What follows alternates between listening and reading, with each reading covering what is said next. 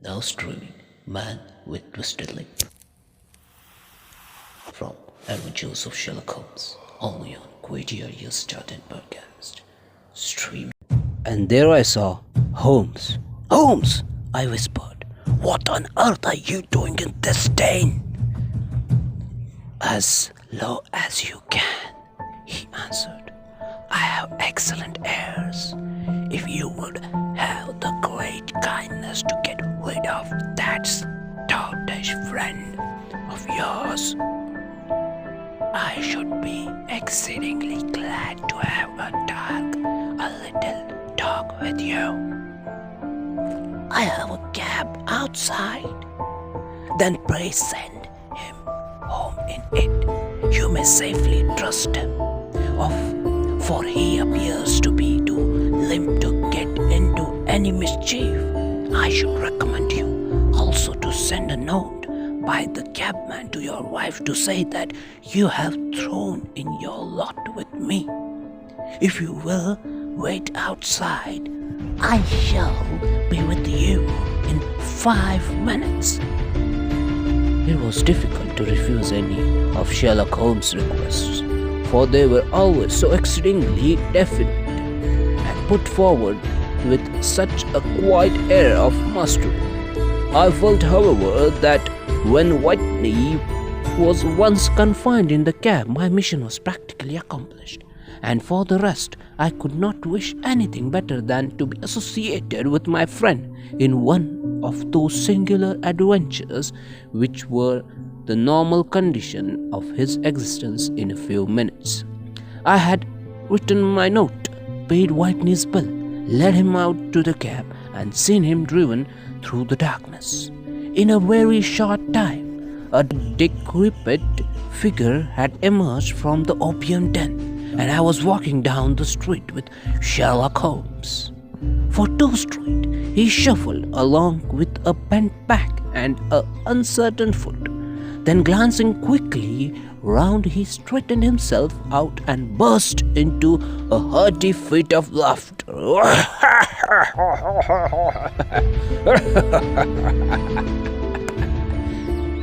I suppose, Watson, said he, that you imagine that I have added opium smoking to a cocaine injections and all the other little weaknesses on which you have favored me with your medical views. I was certainly surprised to find you there, but no more so than I to find you. I came to find a friend, Holmes, and I to find an enemy. An enemy? Yes, one of my natural enemies, or shall I say, my natural prey. Briefly, Watson, I am in the midst of a very remarkable inquiry, and I hope to find a clue in the incoherent ramblings of these sorts. As I have done before now, had I been recognized in that den, my life would not be worth an hour's purchase, for I have used it before now for my own purposes, and the rascally lascar who runs in has sworn to have vengeance upon me.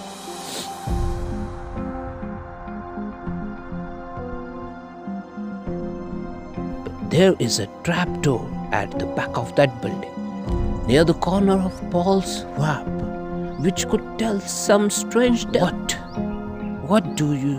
What? You do not mean bodies? Aye, bodies, Watson. We should be rich men if we had 100,000 pounds for every poor devil who has been done to death in that den. It is the vilest murder trap on the whole riverside, and I fear that Neville St. Clair has entered it, never to leave it more. But our trap should be there.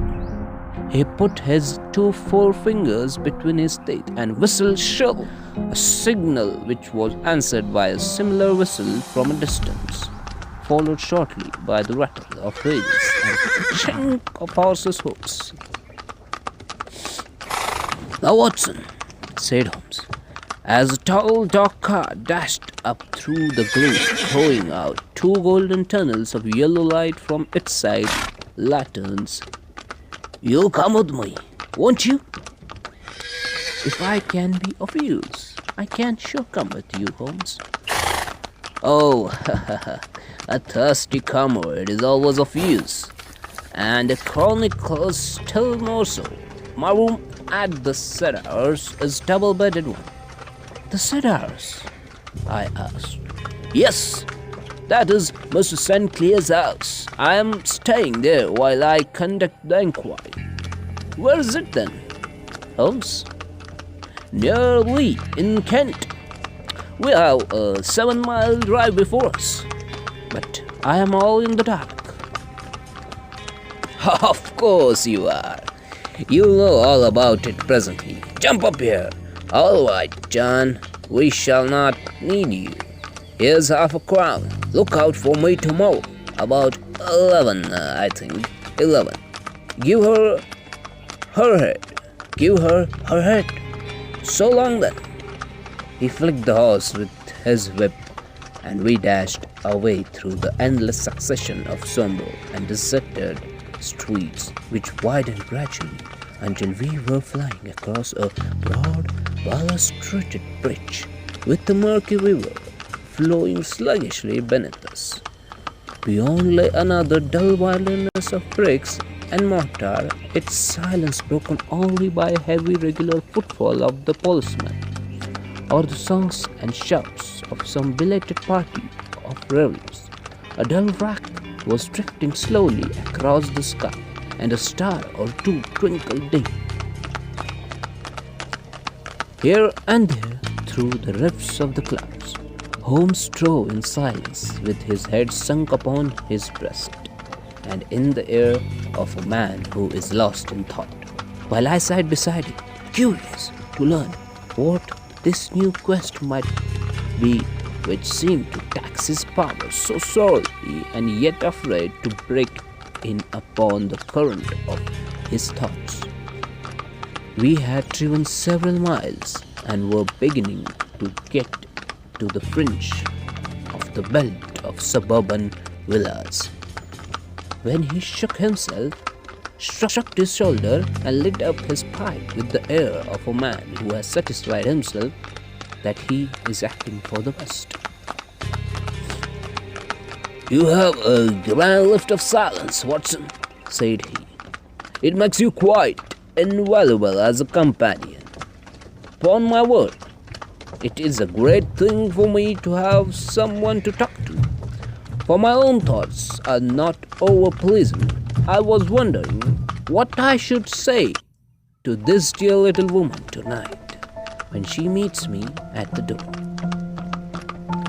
"You forgot that I know nothing about it, Holmes. Have you forgotten that?"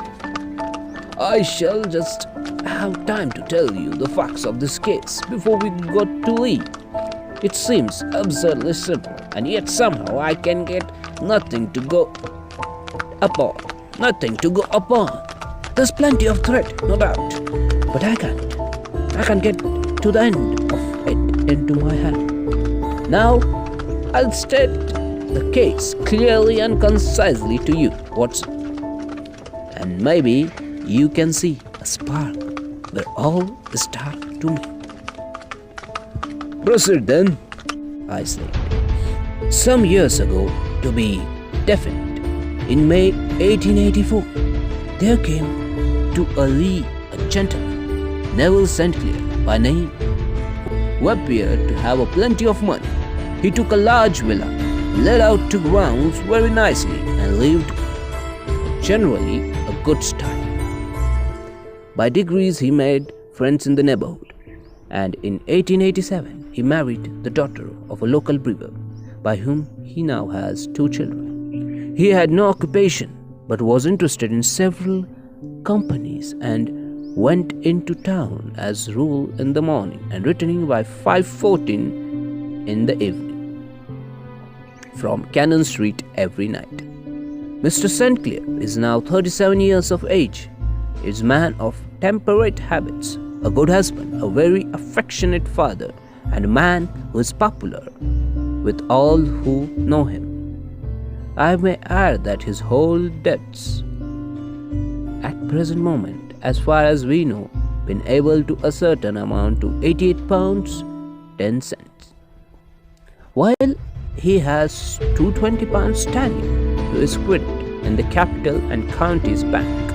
There is no reason, therefore, to think that money troubles have been weighing up his mind.